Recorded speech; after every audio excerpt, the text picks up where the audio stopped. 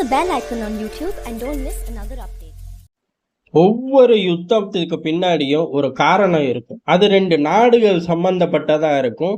ஆனா Russia Ukraine யுத்தம் மட்டும் அந்த கிரைட்டீரியாக்குள்ள வருமா அப்படின்னு கேட்டா கொஞ்சம் கஷ்டம்தான். காரணம் என்ன அப்படின்னா, ரஷ்யா உக்ரைன் யுத்தம் முழுக்க முழுக்க அமெரிக்காவோட ரஷ்ய வன்மம், பைடனோட ரஷ்ய எதிர்ப்பு, இது 3ல தான் அது உருவாச்சு அப்படிங்கிறதா அதற்கான ரிசல்ட்டை வெளிப்படையா இப்ப உலகமும் அனுபவிக்குது, அமெரிக்காவும் அனுபவிக்குது. இதுல உலகம் அப்படின்னு சொல்றது ஒட்டுமொத்த உலகமும் இல்லை, ஒட்டுமொத்த உலகமும் நம்ம தாண்டா அப்படின்னு நினைச்சுக்கிட்டு இருக்க ஐரோப்பா.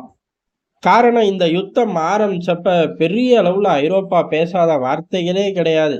பிரிட்டன், அமெரிக்கா எல்லாரும் சேர்ந்து உக்ரைன் ஒரு சோவியத் யூனியன் நாடு, நமக்கு தெரியாது பாரு, அந்த ஸ்டைல்ல தான் யுத்தம் பண்ணுவார்கள் அப்படின்னு ரஷ்யா நினைச்சிச்சு. ஆனா அவர்களுக்கு ஏற்கனவே நாங்க பயிற்சி கொடுத்துட்டோம். அவர்கள் சோவியத் யூனியன் பாணியில இருந்து மாறி நேட்டோவோட பாணியில தான் யுத்தத்தை மேற்கொள்றார்கள். அதனால ரஷ்யா தெரிச்சு ஓட போது, பார்த்துக்கிட்டே இருங்க அப்படின்னு சொன்னாங்க.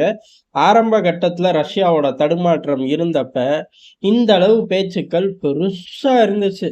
என்னடா திடீர் யுத்தம் தானடா, நீங்க எப்படா பயிற்சி கொடுத்தீங்க அப்படின்னு கேட்டப்ப அதெல்லாம் பேசக்கூடாது, உக்ரைன் நேட்டோ பாணியில தாக்கிக்கிட்டு இருக்கு, அதனால்தான் வெற்றி பெறுது அப்படின்னாங்க. அதுக்கப்புறம் பார்த்தா சோவியத் யூனியன் ஆயுதங்கள், போர் முறைகளை வச்சுதான் ரஷ்யா சண்டை போடுது. ஆனா உக்ரைன் அப்படி கிடையாது.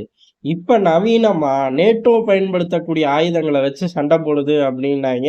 அதுக்கப்புறம் பார்த்தா ஊரு பூரா சோவியத் யூனியன் ஆர்ட்லரி ஷெல்கள் யாரா தயாரிக்கிறீங்க அப்படின்னு கேட்டு புடுங்கிட்டு போறதையும் பார்த்தோம். அப்ப இவர்கள் சொன்னது பூரா அன்னைக்கும் பொய் தான், என்னைக்கும் பொய் தான்.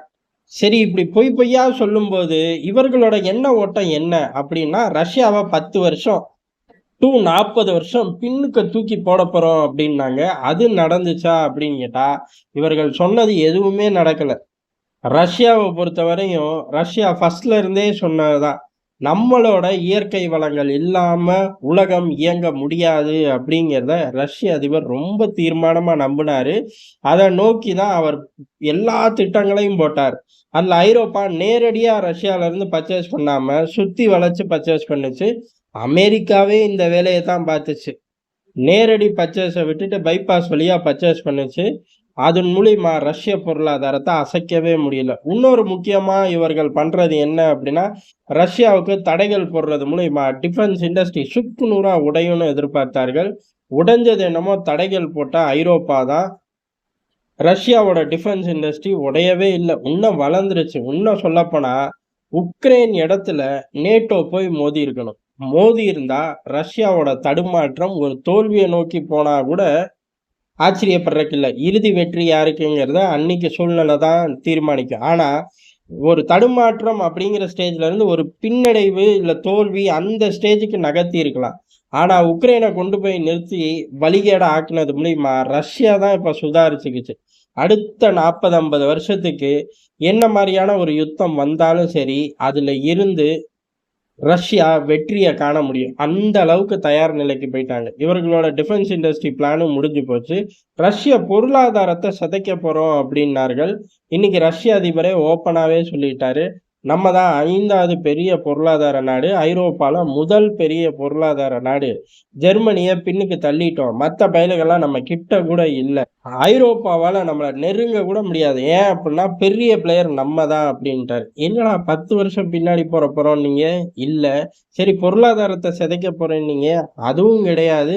வெளிப்படையாவே இன்னைக்கு ஐரோப்பால நாங்க தான் நம்பர் 1 அப்படின்னு ரஷ்யா அறிவிச்சிருச்சு. அப்ப இந்த யுத்தத்து மூலியமா ஒண்ணுமே சாதிக்க முடியலையா? முடியலைங்கிறதான் யதார்த்தமான உண்மை. சரி, இந்த யுத்தத்தை எப்படி முடிக்க போறீங்க அப்படிங்கிற கேள்விக்கு மெல்ல வெள்ளை மாளிகை பதில் சொல்ல ஆரம்பிச்சிருச்சு. இவ்வளவு காலம் இவர்கள் சொன்னதெல்லாம் என்ன? ஆயுதங்கள் தரோம், திட்டங்கள் தீட்டப்படுது, உளவு தகவல்கள் தரோம் அப்படிங்கிறதா எல்லாமே செஞ்சாங்க. அதுல எல்லாம் மாற்று கருத்தே இல்லை. ஆனா அப்படி செஞ்சும் ரஷ்யாவை வீழ்த்த முடியலன்னு மெல்ல மெல்ல பேக் அடிச்சிட்டார்கள். இப்ப ஆயுதங்களும் கம்மியாயிருச்சு, திட்டங்கள் அப்படிங்கிறதே கிடையாது. ஆதரவு அதுலதான் இறுதி படிக்கட்டுல நிக்கிறாங்க, அப்படியே கூச்சு ஓடி போற ஸ்டேஜ்ல. இதுக்கு வெள்ளை மாளிகை அழகா ஒரு விஷயம் போட்டிருக்கார்கள். என்ன அப்படின்னா, உக்ரைனு கிட்ட ஒரு கிளியரான வார் பிளான் கேட்டிருக்கோம். அதை பொறுத்து தான் ஆயுதங்களை உள்ளுக்குள்ள பம்ப் பண்ண முடியும். செனட்டை காங்கிரஸை சமாளிக்கிறது சும்மாவா அப்படின்னு சொல்லி பைடன் நிர்வாகம் ஒரு விஷயத்தை கிளப்பி விடுது. முதல்ல உக்ரைன் கிட்ட திட்டம் கேட்டா எப்படி? திட்டத்தை போட்டு கொடுத்ததே அமெரிக்கா தானே. அடுத்தடுத்த பக்கங்களை திருப்பி விட்டா தானே ஜெலன்ஸ்கி அதை படிச்சுட்டு ஆடுவாரு. இப்படி புத்தகத்தை மூடிட்டு நீயே போய் திட்டத்தை போட்டு வானா ஜெலன்ஸ்கி என்ன பண்ணுவாரு தெரியல. விலகிறக்கு வலிக்கு தேடுறாருகளாட்டுக்கு. இது பத்தாது அப்படின்னு அமெரிக்கா என்னைக்குமே அமெரிக்கா தான். தன்னோட வேலையை தன்னோட புத்திய எல்லா இடத்துலையும் காட்டக்கூடிய ஒரு நாடு. இப்ப இதை வெளிப்படையா கேட்டதுக்கு என்ன காரணம் அப்படின்னா, இப்படி வெளிப்படையா கேட்கும் போதே மறைமுகமா அமெரிக்க ஏஜென்சிகளை வச்சு ஃபிளாஷ் பண்ற விஷயம் என்ன அப்படின்னா, ஜெலன்ஸ்கிக்கும் உக்ரைனோட கூட்டுப்படை தளபதிக்கும் முட்டிக்கிச்சு அப்படிங்கிறதா. இது ரொம்ப காலமாவே நடந்துகிட்டு இருக்கு. ஏறக்குறைய 6 மாதங்களுக்கு மேல ரொம்ப தீவிரமாவே நடக்குது. ஏதோ நேத்து தான் 2 பேர்களும் சட்டையை பிடிச்சு சண்டை போட்டுக்கிட்ட மாதிரி ஏஜென்சிகள் பிரேக் பண்ணியிருக்காங்க. பிரேக் பண்ணது மட்டும் கிடையாது, ஒட்டுமொத்தமா ஜெலன்ஸ்கி நிர்வாகம் யுத்தத்தை வேற வகையில பார்க்குது. அதே மாதிரி உக்ரைனோட கூட்டுப்படை தளபதி இராணுவம் இவர்கள் வேற பார்வை பார்க்கிறார்கள். 2 பேரும் ஒரு விஷயத்துல கூட ஒத்து வரவே மாட்டேறாங்க. ரஷ்ய எதிர்ப்பு அப்படிங்கிற விஷயத்துல கூட பெருசா ஒத்து வர மாட்டேறார்கள் அப்படின்னு சொல்லி உடைச்சு விட்டுருக்காங்க. இப்படி உடைக்கிறதுக்கு அமெரிக்க ஏஜென்சிகள் இப்படி இன்னைக்கு உடைக்கிறதுக்கு முன்னாடி 4 நாட்களுக்கு முன்னாடி என்ன சொன்னார்கள் அப்படிங்கிறதா இங்க முக்கியமான ஒரு விஷயம்.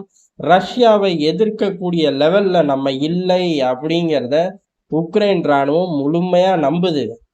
அதனால வீரர்கள் மிகுந்த சோர்வுல இருக்காங்க.